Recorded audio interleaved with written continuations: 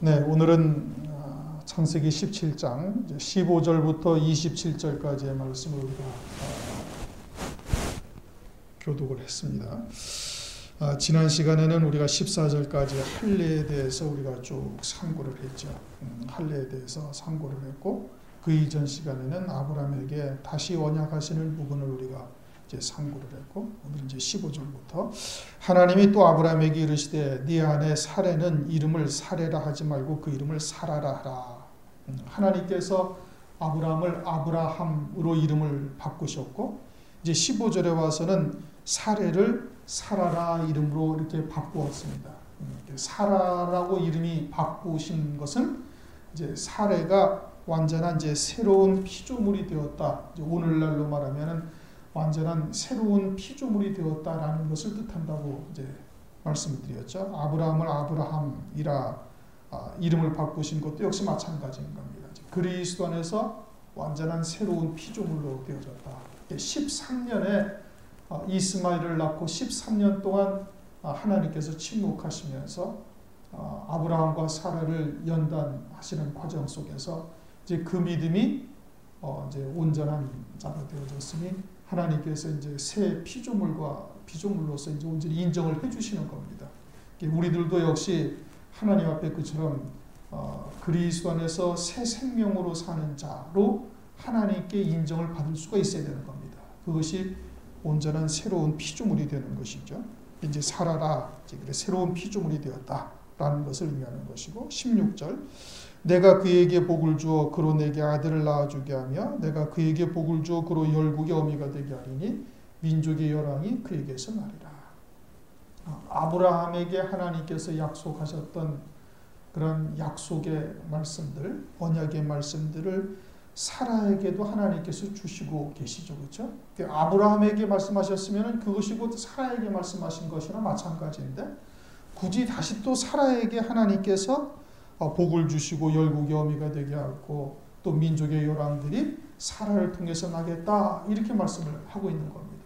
이전까지는 하나님의 말씀을 아브라함을 통해서 사라가 받았어요. 또 하나님의 복도 아브라함을 통해서 복을 받는 것이었는데, 이제 지금은 어떻게 하나님께서 사라에게 직접 말씀하고 있는 겁니다. 교회도 마찬가지로 주의 종을 통해서 하나님의 말씀을 받습니다. 그렇죠? 주의 종이 하나님에게 어떠한 언약의 말씀을 받아서 믿음으로 살고 있는가가 그 교회가 이제 받게 되어질 복이에요. 그래서 이제 그에 합당한 말씀들로 하나님께서 먹이시고 양육을 하시고 길러가십니다. 때로는 연단도 하시고 때로는 훈련도 하시고 그러다가 그런 하나님의 말씀이 직접 내게 주시는 하나님의 음성으로 와 닿아야 되는 거예요. 그냥 목사가 설교하는 말씀으로 혹은 또는 지식으로 이렇게 듣게 되어지면 그 언약은 자기와 상관이 없는 겁니다. 그러나 내게 주신 하나님의 음성으로 내게 주신 언약의 말씀으로 확 와 닿아서 받게 되어지면 이제 그것이 완전한 나에게 생명이 되어지는, 또 내게 주신 하나님의 언약이 되어지는 것이죠. 그처럼 사라가 지금 하나님으로부터 직접 그 언약의 말씀을 받고 있으면 그와 같은 것을 말씀하고 있는 것이, 이제는 그 말씀이 내게 생명이 되었고 이제 완전히 내게 주신 하나님의 말씀으로 지금 받고 있음을 말하고 있는 겁니다. 그처럼 우리들에도 역시 내게 주신 하나님의 말씀, 주의 종을 통해서 선포되는 말씀이 아니라 하나님이 내게 직접 주시는 언약의 말씀으로 받을 수 있어야 되는 것이죠. 17절, 18절을 함께 읽어보겠습니다. 아브라함이 엎드려 웃으며 심중에 이르되 100세 된 사람이 어찌 자식을 낳을까? 사라는 90세니 어찌 생산하리요? 하고 하나님께 구하되 이스마엘이나 하나님 앞에 살기를 원하나이다. 네. 아브라함이 새 피조물이 되어지고 하나님으로부터 너는 내 앞에서 행하여 완전하라 하신 하나님의 말씀을 쫓아 이제는 믿음에서 완전한 자로서 이제 성장되어져 있는데, 성숙한 믿음이 되어져 있는데 17절, 18절 말씀은 완전히 불순종의 말씀인 겁니다. 불신앙의 말씀이에요. 이 말씀을 우리는 어떻게 봐야 되는가? 이 참 심각한 문제인 겁니다. 로마서 4장을 보면은 19절, 20절에 이렇게 말씀을 하고 있습니다. 그가 100세나 되어 자기 몸에 죽은 것 같음과 사라의 태의 죽은 것 같음을 알고도 믿음에 약하여지지 아니하고 믿음이 없어 하나님의 약속을 의심치 않고 믿음이 견고해져서 하나님께 영광을 돌리며. 로마서 4장 19절 20절에는 아브라함이 100세나 되었어도 그 믿음이 전혀 약해지지 아니했다 이겁니다. 오히려 더욱더 견고해졌다는 거예요. 그런데 지금 17절 18절 말씀은 그와는 좀 거리가 있다 이겁니다. 하나님의 말씀은 여기도 맞는 말씀이고 거기도 맞는 말씀이에요. 그러면 이 부분을 우리는 어떻게 보아야 되는가? 로마서 4장 19절 말씀은 100세가 되었을 때 얘기입니다. 100세라고 말씀을 하고 있죠. 17장은 창세기 17장은 지금 몇 살이에요? 99살. 99세라고 창세기 17장 1절에 아브라함이 99세 때라고 말씀하고 있어요. 그렇죠? 아브라함이 99세 때에 이와 같은 믿음이었던 거예요. 다시 말하면 육체적인 한계를 벗어나지는 못한 거예요. 속으로는 하나님의 말씀을 믿고는 있지만 그러나 자신의 육신의 한계를 벗어나지 못한, 즉 육체를 초월한 완전한 믿음에까지는 이르지 못한 거예요. 그래가지고 23절 이하에 어떻게? 할례를 받는 겁니다. 할례를 받고 난 아브라함은 그 다음에는 어떻게 돼? 그 다음에는 전혀 의심치 아니하고 하나님의 말씀을 아주 완벽하게 믿는 자가 되어지는 거예요. 이제는 그 영이 할례를 받았을 뿐 아니라 그 몸도 완전히 할례를 받아서 이제는 정말 하나님의 말씀과 딱 맞는 완전한 새로운 피조물로 온전한 믿음의 조상다운 믿음의 자리에 딱 서게 되어졌음을 말하는 거예요. 할례에 대해서는 이미 9절부터도 우리가 상고했고 또 몇 주 전에는 23절부터 27절까지의 말씀을 우리가 상고를 했어요. 23절부터 27절까지의 말씀을 상고한 내용들이 무엇을 우리가 중점적으로 상고했는가 하니 할례는 마음의 할례를 받는 거다. 마음의 할례를 받는다. 이게 에레미야서 4장 4절이나 로마서 2장 28절 29절 육신의 할례가 할례가 아니고 할례는 마음의 할례예요. 그럼 마음의 할례를 받는다는 건 뭘 말하는 거예요? 그것은 사람의 마음, 인간의 생각, 인간의 지식을 다 벗어버리고 그리스도 예수의 마음을 갖는 거예요. 그리스도 예수의 마음은 하나님의 말씀에 대해서 아주 절대적인 신뢰를 하는 겁니다. 사람의 생각을 초월해서 온전히 하나님의 말씀을 믿는 믿음으로만 딱 사는 자로 바뀌어지는 거예요. 아브라함은 지금 그 영은 하나님의 말씀을 믿지만은 육이 하나님의 말씀을 벗어나지를 못하고 있어요. 육신의 한계를 이 초월된 믿음을 지금 갖고 있지를 못하는 상황인 것이거든요. 그러니까 하나님께서 다시 한번 아브라함에게 언약을 하시고 21절 다시 이 19절에 다시 한번 말씀을 하시죠. 그렇죠? 다시 한번 말씀을 하실 때 이 말씀이 그에게 생명이 되어져 가지고 이제는 그 말씀에 완전히 결박된 자가 되어지는 것을 의미하고 있는 겁니다. 다시 한번 하나님께서 언약을 하시고 그 다음에 할례를 받는 거예요. 할례를 받는데 이제 이것을 할례를 받는다라는 것이 이제 단순히 그냥 육신의 양피를 이제 그 배우는 것이다. 이제 이것만을 말씀하는 것이 아니라 이것이 무엇을 의미하는가? 마음의 할례를 받고 몸의 할례를 받는 것이다라고 설명을 드렸어요. 그래가지고 그것을 사도행전 16장을 보면 이제 루디아라는 사람을 이제 예를 들어서 설명을 했습니다. 루디아라는 사람이 바울을 만나서 하나님의 말씀, 그 집이 세례를 받았더라. 그렇게 말씀을 하고 있는데 사실은 루디아가 자주장사로서 지금 그 지역에 와가지고 물건을 사러 온 거예요. 두아디라 지방에 사는 사람이 사도 바울이 있는 이 마게도냐 지방인가요? 거기 잠깐 와서 이제 자주장사라서 거기서 물건 사러 온 거거든요. 그런데 성경은 그 루디아가 세례를 받았는데 저와 저의 집이 세례를 받았더라. 그렇게 말씀을 하고 있거든요. 저와 저의 집이 세례를 받았다라는 것은 그 영이 세례를 받고 그리고는 그 집이라는 것은 그 육체가 세례를 받은 것이다 라고 설명을 드렸어요. 그러니까 영과 마음도 세례를 받아서 그리스도의 영, 그리스도의 마음으로 일치를 이루어야 할 뿐 아니라 이제는 그 육체도 완전히 예수와 함께 죽은 자가 되어지고 그리고는 이제는 그리스도 안에서 이제는 하나님의 말씀을 믿는 믿음으로 열매 맺는 삶을 사는, 열매 맺는 목숨으로만 사는 존재로 완전히 바뀌어진 존재가 되어져야 이것이 온전한 세례다라고 말씀을 드렸습니다. 그것이 너와 내 집이 세례를 받는다. 사도행전 16장에도 또 말씀하고 있죠. 간수가 16장이에요. 17장. 간수가 바울에게 등불을 달라. 막 지진이 나고 16장이죠. 그래갖고 등불을 달라 그러면서 하는 얘기가 내가 어떻게 해야 구원을 얻으리까 하니까 사도행전 16장 17절 너와 주 예수를 믿으라 그러면 너와 내 집이 구원을 얻으리라. 그런데 오늘날 저도 예수를 믿고 주의 종이 되었지만 우리 집사람들이 아직도 예수 안 믿는 사람 많습니다. 그 집이 우리의 집안 식구들을 말하는 것이 아니었어요. 그렇죠? 그 집이 우리의 식구를 말하는 것이 아니라 이제는 네 영이 세례를 받아서 네 마음이 그리스도의 마음과 하나가 되어질 것이고 또한 네 육체도 아울러서 열매 맺는 몸으로 온전한 그리스도의 것이 되어져서 하나님의 말씀에 열매 맺는 그와 같은 믿음의 열매 맺는 목숨이 되어질 것을 말씀을 하고 있다. 그렇게 말씀을 드렸습니다.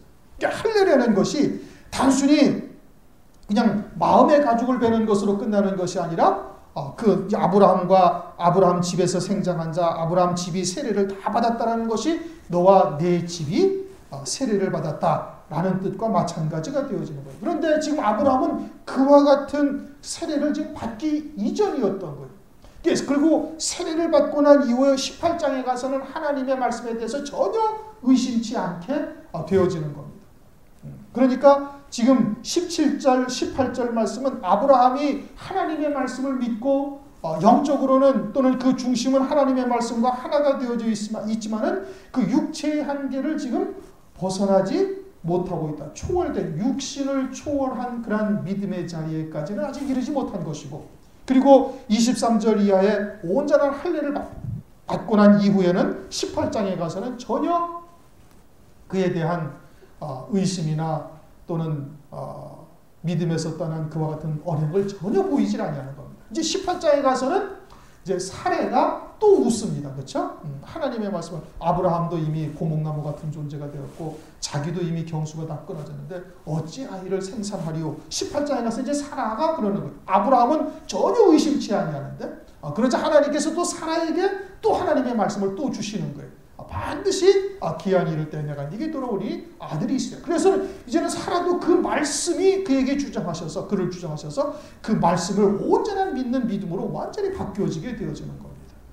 그러니까 17절, 18절은 아직 아브라함이 육을 초월한 믿음을 갖고 있지 못한 상태인 것을 말하는 것이고 이제는 육을 초월하지 못한 그런 믿음의 상태에서 하나님께서 다시 언약의 말씀을 19절에 또 주시는 거예요. 19절 하나님이 가라사대 아니라 네 아내 사라가 정녕 네게 아들을 낳으리니 너는 그 이름을 이삭이라 하라. 내가 그와 언약 내 언약을 세우니 그 후손에게 영원하게. 하나님께서 이 말씀을 다 해주셔서 이 말씀이 아브라함에게 완전히 새겨지게 되어지고 이제는 이 언약의 말씀이 아브라함의 생각뿐만 아니라 아브라함의 육초월된 믿음을 딱 가질 수 있도록 하나님께서 주시는 거예요. 그러므로 그 이후로 온전한 믿음이 되었음이 이제 할례를 통해서 나타나게 되어짐을 말씀을 하고 있는 겁니다. 그래서 이제 사라에게도 18장에 가면 사라에게도 또 그러죠. 사라가 12절 속으로 웃고 이르되 내가 노쇠하였고 내 주인도 늙었으니 내가 어찌 낙이 있으리요. 여호와께서 아브라함에게 이르시되 사라가 왜 웃으며 이르기를 내가 늙었거늘 어떻게 아들을 낳으려 하느냐. 여호와께 능치 못한 일이 있겠느냐. 기한이 이를 때 내가 내게로 돌아오리니 사라에게 아들이 있으리라. 이제 그 말씀을 사라에게 딱 주신 거예요. 아브라함은 전혀 의심치 않았던 거거든요. 사라에게 주니까 이제 그 말씀이 사라의 신비에 새겨지고 그 말씀이 사라를 완전히 결박하여 그 말씀을 믿는 믿음으로만 사는 자로 딱 사라를 바꿔 놓으시는 겁니다. 믿음은 내가 의지를 가지고서 믿는다 해서 될 수 있는 것이 절대 아니지요. 갈라디아서 5장 5절을 보면 우리가 성령으로 믿음을 쫓아 의의 소망을 기다리노니 그렇게 말씀합니다. 믿음이라는 것은 성령으로 말미암아 우리에게 믿음을 주시는 거예요. 성령께서 깨닫게 하시고 믿게 하시는 거예요. 우리는 그저 그렇게 성령께서 주시는 믿음에 우리가 그냥 연합만 하는 겁니다. 하나님께서 베풀어 주신 은혜에 그냥 응답으로 그 믿음에 하나가 되어지는 것뿐이에요. 그러니까 우리의 모든 구원은 하나님의 은혜요 선물이다 그렇게 말씀을 하고 있는 겁니다. 연약한 아브라함에게 또 육체를 초월하지 못하는 아브라함에게 또 하나님께서 나타나셔가지고 또 말씀을 다시 주셔서 그 말씀에 완전히 결박된 아브라함으로 하나님께서 이끌어 가시는 거예요. 그래서 온전한 믿음의 조상으로 하나님께서 세우시는 겁니다. 그것은 오늘날 우리들에게도 마찬가지인 거예요. 그러니까 말씀을 어떻게 해야 돼? 꾸준히 들어야 되는 거예요. 말씀을 듣고 또 듣고 부족한 부분들이 또 말씀을 통해서 깨달아져가지고 다시 내 신비에 새겨지고, 그래서 그 말씀에 완전히 결박된 자가 되어졌을 때 그 말씀이 우리를 육체를 초월하게 하시고 우리의 모든 생각을 갖다가 그리스도 앞에 딱 무릎 꿇게 하시는 겁니다. 그래서 하나님께서 이제 이삭과 언약을 세우신다. 이제 이삭은 장차 오실 이제 그리스도에 대한 그림자적인 역사이죠. 그리스도 안에서 오늘날 우리들에게 아브라함의 언약이 그대로 이어지고 있음을 이제 우리가 이미 이제 상고했던 바인 겁니다. 20절 이스마엘에게는 이르러 내가 네 말을 들었나니 내가 그에게 복을 주어 생육이 중다하여 그로 크게 번성할지라 그가 12방백을 낳으리니 내가 그로 큰 나라가 되게 하려니와 내 언약은 명년 내가 명년 이 기한에 사라가 내게 낳을 이삭과 세우리라. 이삭과 이스마엘의 큰 차이는 뭐냐? 이삭은 언약의 후손이고 이스마엘은 하나님의 언약이 없습니다. 세상에서 12방백을 이루고 크게 번성을 하고 또 크게 복을 주어서 그가 창대하게 되어져요. 이스마엘도. 그러나 하나님의 언약이 없어요. 그렇게 세상에서는 아무리 창대하고 사람들에게 칭송을 받고 사람들로부터 기림을 받는다 할지라도 하나님의 언약이 없으니 육신의 장막을 또 벗고 나면은 그것으로 끝이에요. 하늘나라의 기업이 하나도 없는 거예요. 그러나 이삭은 하늘나라의 기업이 있는 자예요. 이게 언약이 있는 백성과 언약이 없는 백성이 이렇게 크게 차이가 나는 겁니다. 오늘날 지상에 수많은 교회가 있죠. 수많은 교회가 있는데 모든 교회가 다 언약의 백성이냐? 아니요, 그렇지 아니하고요. 언약의 백성만 하늘나라에서 기업을 누릴 수 있는 자가 되어지는 겁니다. 과연 모든 교회들이 하나님의 언약의 백성인가 아닌가, 이거 우리가 심각하게 봐야 되는 것이고, 우리는 과연 하나님의 언약 안에 사는 자인가? 산다면 그 언약이 내게 완전한 생명이 되어지고 그 언약을 믿는 믿음으로만 사는 목숨으로 바뀌어져야 되는 거예요. 이제 할례 받은 아브라함과 같은 자리에 서야 되는 거예요. 우리가 열왕기상에서도 상고했던 것처럼 12장을 보면은 여로보암이 북이스라엘로 나라를 10지파를 데리고 쪼개어질 때 하는 얘기가 뭐냐? 열왕기상 12장 16절 우리가 다윗과 무슨 관계가 있느냐? 이새의 아들에게서 업이 없도다. 다윗에게는 하나님께서 영원한 왕위에 대한 약속을 하셨지 않습니까?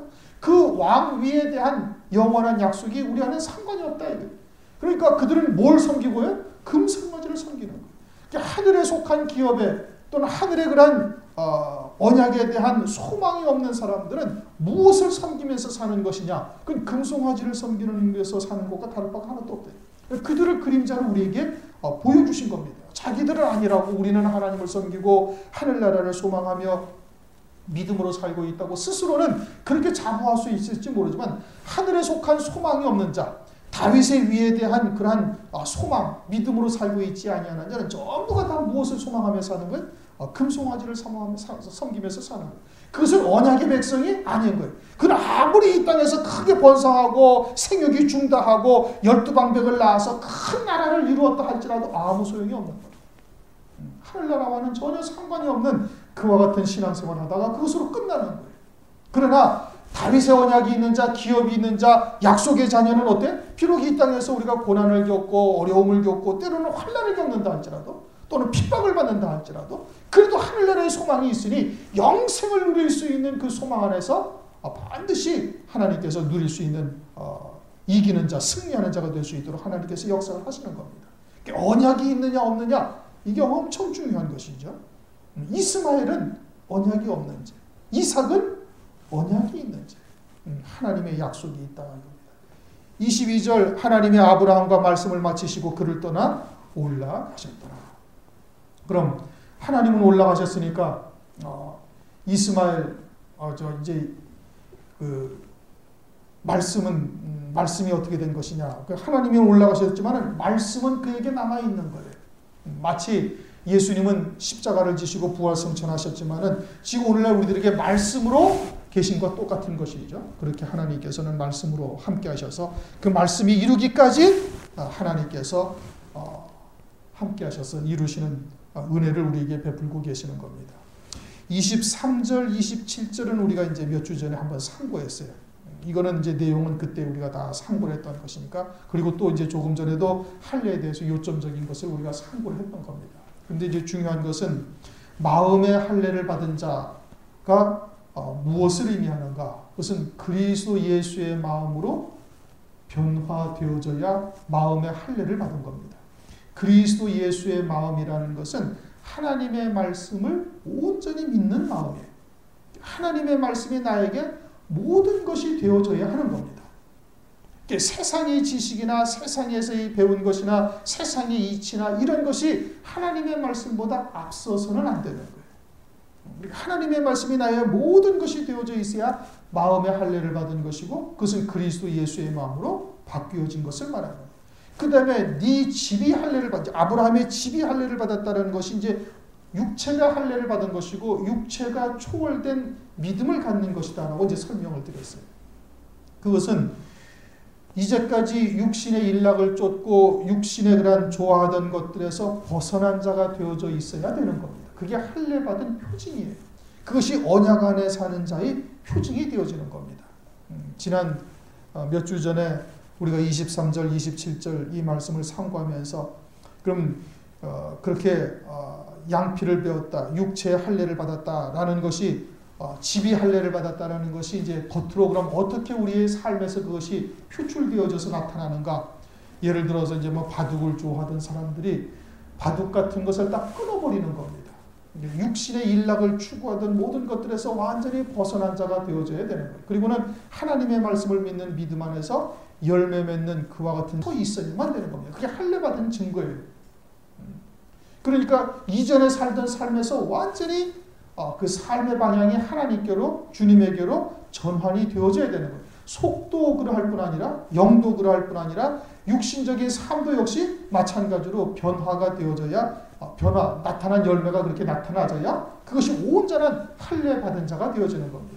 이전에 자기의 육신의 일락을 추구하던 것에서 벗어나지 못하고 나는 하나님의 말씀을 믿고는 있지만 그저 아직 연약해서 거기서 벗어나지 못하고 계속 있다면 17절, 18절 아브라함과 마찬가지인 거예요.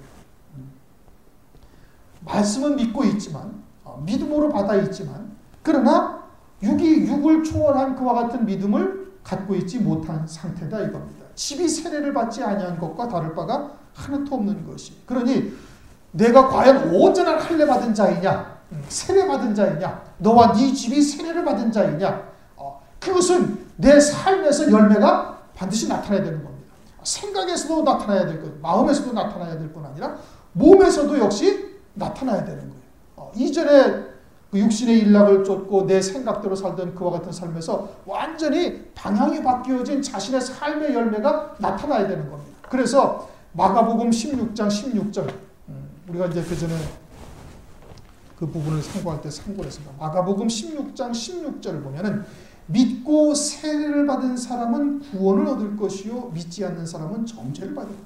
믿고 세례를 받는 자가 뭐라고 그랬어요? 믿으면은 이미 정죄함이 없어요. 그렇죠? 믿고 세례를 받았다라는 것은 온전한 열매 맺는 신앙으로 되어진 자가 온전한 구원을 얻게 되어진다. 이것을 지금 말씀하고 있는 거예요. 그 세례라는 것은 너와 내 집이 세례를 받은 자를 말하는 겁니다. 그러니까 영도 마음도 세례를 받은 자가 되어야 되는 것이고 이제는 육체도 자기의 육신의 일락을 쫓던 것에서 완전히 초월된 믿음을 가질 수 있는 자가 되어져야 되는 거예요. 그래야 그것이 온전히 믿고 세례를 받은 자가 되는 겁니다. 너와 내 집이 세례를 받은 자가 되어야 되는 거예요. 아브라함이 그와 같이 온전히 할례를 받은 이후로는 어떻게 돼? 그 이후로는 전혀 하나님의 말씀에 대한 이와 같은 이스마엘이나 하나님 앞에서 살기를 바라나이다 하는 이러한 이야기를 전혀 하지 아니하는 겁니다. 자기 몸이 이제 로마서 4장 19절 말씀처럼 백세나 되어 죽은 것 같음에도 전혀 의심치 아니하고 믿음이 더욱더 견고하여지는 이와 같은 믿음을 딱 갖게 되어지는 것이죠. 그러면은 우리의 심령 속에 이미 하나님의 나라가 이루어진 겁니다. 그것은 이미 하나님의 나라가 이루어진 것이고 그와 같은 하나님의 나라가 이루어지면 이제는 육체를 완전히 초월된 믿음을 가지고 있기 때문에 육신의 환경에 제약을 받지 아니하는 거예요.